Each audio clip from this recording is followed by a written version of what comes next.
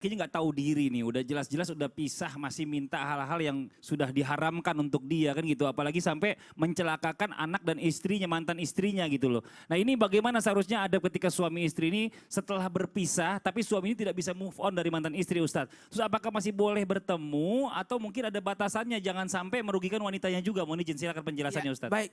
Bismillahirrahmanirrahim, izin Sasam dan Ustaz Lulung dan semua yang lagi nonton pasti membara kayak api tadi gambarannya. Betul. Baik, mohon izin kepada semuanya. Satu hal buat kita, kita harus ikuti aturan. Ada 3 aturan. Yang pertama, aturan syariat dalam agama berakibat dosa, bahkan nanti akan mendapatkan siksa di hari kemudian. Itu yang pertama. Kemudian aturan yang kedua, aturan hukum. Hukum negara, hukum ibaratnya undang-undang yang sudah ditetapkan. Maka ketika kita melanggar ini akan ada sanksinya. Nah, yang ketiga, hukum adat istiadat. Jadi adat istiadat ini pun harus dihargai. Mohon izin, mohon maaf. Kalau berbicara tadi Mas Padi bertanya, ada enggak aturan? Kalau saya lebih cenderung gini, adab ketika seorang suami sudah bercerai, tolong apalagi kan ini ada 3 anak. Betul. Tidak punya anak pun dalam artian berpisah tak punya anak, tetap hubungannya adalah hubungan sudah ibaratnya kan sudah selesai. Bahkan haram kalau sudah cerai tidak akan bisa balik lagi sebelum wanita itu nikah lagi. Artinya apa? Ini tidak memungkinkan untuk kembali. Sesuatu yang impossible untuk balik. Impossible untuk balik. Kenapa hukum agama kita menetapkan kalau sudah cerai talak 3 harus nikah dulu wanita itu baru nikah. Artinya tidak akan balik lagi. Kan masih banyak wanita lain. Ini kadang ada kalanya seseorang ini maaf ya ada dendam kusumat ini.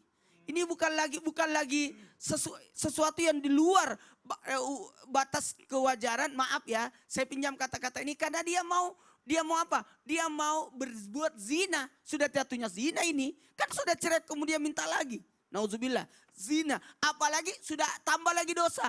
Kenapa? Ada tujuan untuk membunuh. Ah, ini sudah parah lagi nih. Bukan hanya dalam dunianya, tapi di akhiratnya bahkan akan ada sanksi pidananya. Kemudian apa lagi? Dia menyiksa anaknya. Dalam hal ini sosok suami bukan meminta kepada pasangannya, bukan meminta kepada merebut motornya. Tapi harusnya dia memenuhi tanggung jawab. Maka batasannya tetap memenuhi kewajiban sebagai orang tua. Karena ada anak. Sebagai bapak. Sebagai bapak karena ada anak. Sekali lagi, ada anak. Ini harusnya diperbaiki pada posisi diri kita. Kita sebenarnya harus mengayomi. Memang ada mantan istri tapi tidak ada mantan anak. Tidak ada mantan anak. Tetap kita berkewajiban untuk menafkahi, melindungi, mendidik anak-anak yang kita tinggalkan.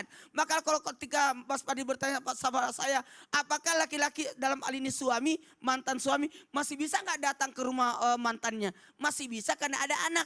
Betul. Untuk memenuhi kewajiban. Tapi dalam hal ini, aduh bikin malu ini. Bikin malu, maaf, bikin malu. Harusnya kita, inilah yang disebut zolim. Zolim dalam hal ini harusnya dia melindungi, harusnya dia menafkahi, harusnya dia memberikan keteladanan, justru dia merusak hubungan. Ini mohon maaf, sosok anak membutuhkan figur sosok ayah yang dibanggakan, hilang. Hilang. Harusnya ketika bercerai, maaf ya, yang jadi korban kan anak, perasaan anak gimana. Tapi ya harusnya kita buat semangat, buat sesuatu yang membanggakan. Walaupun cerai kami masih punya figur ayah yang bisa diidolakan. Tapi kalau sudah seperti ini, nauzubillah summa nauzubillah, mudah-mudahan jadi pembelajaran besar buat kita karena maaf ya, yang berbicara ini belum tentu lebih baik daripada yang diomongin. Betul. Tapi kita berusaha untuk berbuat baik, berbuat sesuatu dalam hal ini maaf, supaya kita tidak terjerumus dengan adanya pembelajaran yang tayangan tadi. Tayangan tadi. Maka kalau berbicara ada enggak? Ada sebenarnya gini, kewajiban sebagai seorang suami, sesuai ketetapan.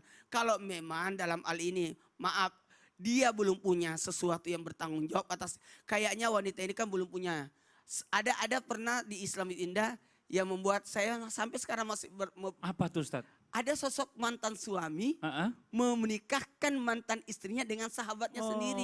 Masih ingat nggak masih cerita? ingat, masih ingat Itu saya. justru yang lebih baik. Ada kewajiban. Kayaknya istri saya, mantan istri saya Betul. nggak ada yang tanggung jawab sama dia. Kasihan gimana? Maka dia mencarikan solusi untuk menikahkan Ya, istri. tapi intinya adalah kalau misalnya udah cerai, kalau bisa udahlah, Ya kalau ketemuan udahlah. anaknya juga jangan di rumah. Apalagi nanti kalau dia udah punya suami lagi, itu masukin orang lagi, laki-laki lain di dalam rumah. Nauzubillah, nggak boleh tetap. Ya, ini Harusnya kan pelajaran yang buat reuni, kita kenapa nih. dia yang merusak? Iya, betul-betul. Nah sekarang kita lanjut lagi nih. Kalau tadi kan kita bicara masalah tentang kesalahan nih. Nah ini ada kesalahan lagi yang berikutnya nih ya. Ada sebuah tayangan nih, ada yang sulit melupakan dan selalu mengingat kebaikan dan perhatian mantan. Ini mungkin hampir mirip-mirip tadi seperti apa yang curhat tadi di telepon nih. Kita lihat tayangannya. Ketika hubungan